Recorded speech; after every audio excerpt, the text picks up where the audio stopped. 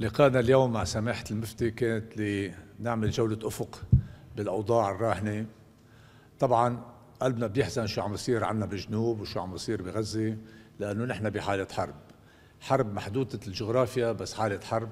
ومستغرب أنه الحكومة لليوم ما أخذت القرار الصعب أنها تعلن حالة الطوارئ بالجنوب، وأن حتى نسلم المنطقة للجيش اللبناني كلياتنا كل اللبنانيين نشتغل مع الجيش اللبناني لحماية أراضينا.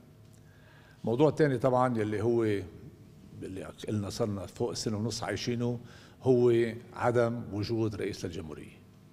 نحن طبعا بنتشكر الخماسية وكل الأعمال القيمة اللي عم يعملوها لتقريب وجهات النظر بين اللبنانيين، بس كلياتنا بنعرف انه هذا قرار لبناني بحت، ويجب على النواب انه فعليا يمسكوا زمام الامور، يمارسوا هالواجب الدستوري اللي عطينا نحن الدستور اللبناني لننتخب رئيس جمهورية. تبلغ رئيس الوزراء بزيارته لفرنسا انه اذا لبنان لم يكن هناك منتظم بوجود رئيس جمهورية وحكومة شرعية قائمة مع الصلاحيات الكاملة، الارجح ما حنندعى اذا صار في طاولة تسوية بالمنطقة تنكون موجودين عليها. لكن كلياتنا عندنا مصلحة اليوم ان نسرع بعملية انتخاب رئيس الجمهورية تنبلش الاصلاحات المطلوبة. الوضع الاقتصادي كلياتنا بنعرف انه سيء.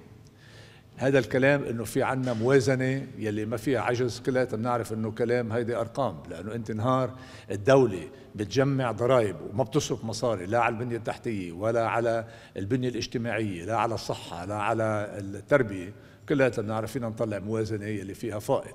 هذا الكلام منه دقيق، وبنتمنى انه يكون في نوع من الصراحة الموجودة فيها. طبعا كمان بحثنا مع سماحته الموضوع اللي قلنا نحن كلنا عم نطالب فيه، هي عملية إصلاح النظام المصرفي.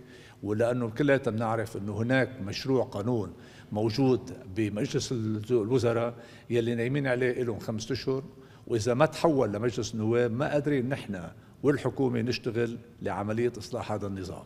نحن بلد مبني على النظام المصرفي والتجارة، وإذا بالآخر ما قدرنا نعملها، الأرجح حسب ما فهمنا انه رح ينحط لبنان على لائحه بالنسبه ليتسمى الاقتصاد الرمادي، يعني الجري ليستنج على الفاتف، يلي مبدئيا عم تقول انه نحن منا اكيدين انه نظامكم قادر يمنع عمليه تبييض الاموال وعمليه دعم الارهاب. لكن كلياتنا عندنا اليوم مصلحه نشتغل مع بعضنا، نحط ايدينا بين بعضنا حتى بالاخر نطلع من هالازمه الموجوده فيها. وبما بالنسبه لموضوع الوضع الاجتماعي، طبعا نحن بنثمن كثير المحاولات اللي عملها سماحة المفتي لتجميع النواب لحتى كلياتنا نشتغل مع بعضنا لهالموضوع، وبطلب من هالمنبر انه نرجع نحيي هذا الموضوع، لانه بالوحدة فينا بالاخر نكون شركاء بهالوطن، بالوحدة فينا كلياتنا نقدر نقعد نفاوض حتى ما نصفي عم يتعاطوا معنا بالمفرة، وان شاء الله خير.